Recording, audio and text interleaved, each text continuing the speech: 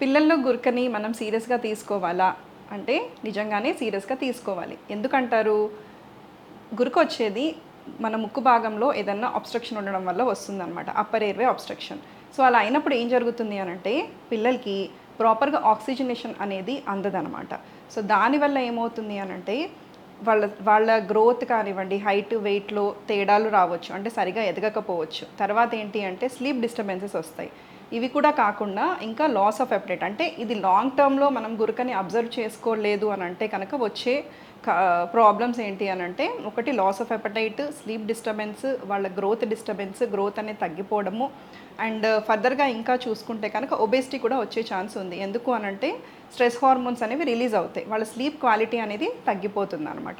So, దీనికి కారణాలు ఏమై ఉండొచ్చు అనంటే ఒకటి డీవియేటెడ్ నేసల్ సెప్టమ్ అంటే మన ముక్కు మధ్యలో ఉండే కార్టిలేజ్ బొక్క ఏదైతే ఉందో అది క్రాస్‌గా ఉండడం అనమాట. ఇది కాకుండా అలర్జీస్ లైక్ రైనైటిస్ కానివ్వండి, ఆస్తమా కానివ్వండి, ఇట్లాంటి సిట్యుయేషన్స్‌లో కూడా గురకుండొచ్చు.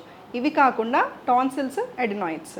సో, ఈ 2 కూడా ఒకే రకమైన టిష్యూ లింఫాయిడ్ టిష్యూ అంటాం. సో, ఇవి పెరిగినప్పుడు కూడా మనకి గాలి తీసుకునే గొట్టంలో అబ్‌స్ట్రక్షన్ అనేది కాజ్ చేస్తుంది. దానివల్ల పిల్లలకి గురకొస్తుంది.